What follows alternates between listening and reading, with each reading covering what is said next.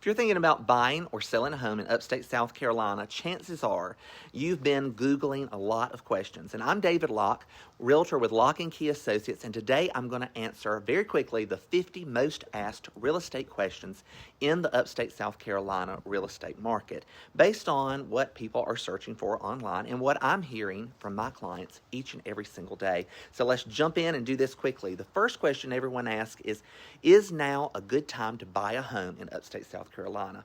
The real answer is yes, if it is the right move for your life. This area continues to grow, and waiting for the perfect market usually costs more than it saves. The next thing is this a buyer's market or a seller's market? Most of the upstate is still very seller leaning, but it's no longer one size fits all. Some homes sell instantly, others don't, and that creates an opportunity if you know how to navigate it. People also ask me, how long do homes take to sell here? Well, well-priced, well-marketed homes often sell very quickly. Homes that sit usually have a pricing or presentation issue. Another big one is, why are homes priced so high right now? Prices are driven by supply and demand, not Zillow. Inventory is still tight, and buyers are still moving here. How are interest rates affecting buyers? Rates affect buying power, but strategy matters more. Many buyers refinance later, waiting for rates to drop, and that doesn't always work out. Are home prices going up or down? Overall, prices are stable with modest appreciations, and some micro markets cool faster than others. Why do some listings sit on the market? Overpricing, poor photos, lack of prep, or weakening market, but the market is going to tell you the truth. Should I buy now or wait? If you're financially ready and planning to stay in this market, then buying now can make sense. Timing your life matters more than timing the market. Is the market seasonal here? Yes, spring and summer are our busiest, but serious buyers and sellers operate year-round. Is inventory still low? Yes, especially in affordable and move-in ready homes. Now let's talk about buying basics. How do I get pre-approved? I connect clients with trusted local lenders who understand South Carolina guidelines. What's the difference between pre-approval and pre-qualification? Well, pre-qualification is a guess. Pre-approval is that you are verified, and sellers know that difference. What credit score do I need? Well, many loans start in the low to mid 600s, so don't self-disqualify. How much down payment do I need? Well, sometimes far less than people think. There are options starting at $0 down. Are there first-time buyer programs? Yes, in South Carolina, we have down payment assistance and special loan programs. What are closing costs? Well, typically 2 to 4% of the purchase price.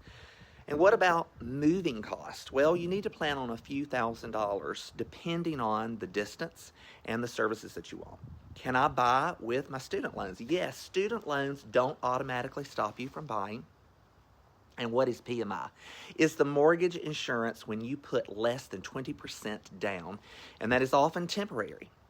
What should I include in my offer? Well, the price matters, but terms, timelines, and structure often matter more. Now let's talk about offers and negotiation. How do I make a competitive offer? Well, strong financing, clean terms, and local strategy. Should I waive inspections? Well, rarely. There are safer ways to stay competitive.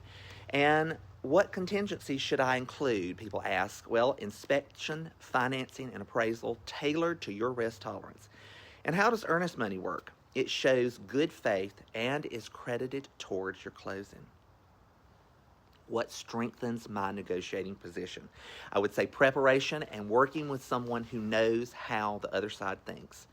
So let's talk about inspections and property questions. Do I need a home inspection? Well, yes, especially in South Carolina.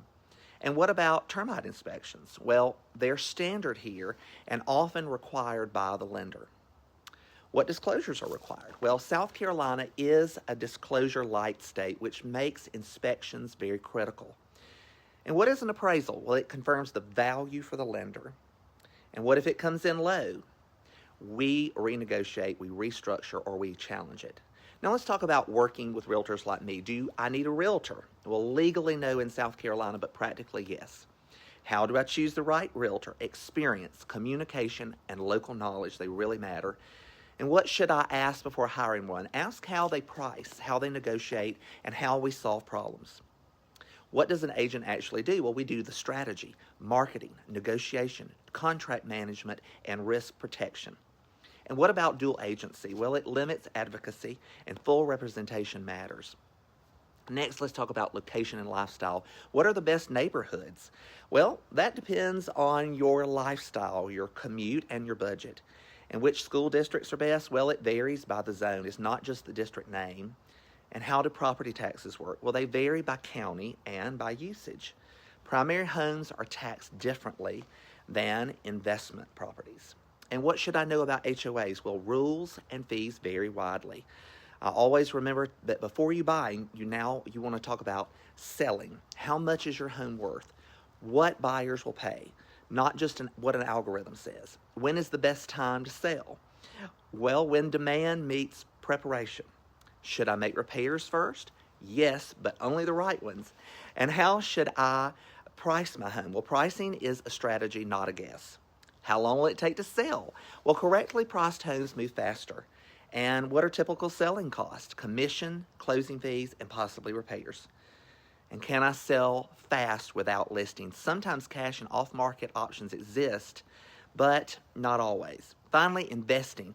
Is the upstate good for investing? Yes, strong rents, long-term growth are very important. And what should landlords know? Well, South Carolina is a landlord-friendly state, but rules matter. And the last question, what kind of return can I expect? And that depends on the numbers, the property, and the strategy you're thinking about buying or selling or relocating, downsizing, or investing in upstate South Carolina. These are the questions that matter, and the answers are never one size fits all.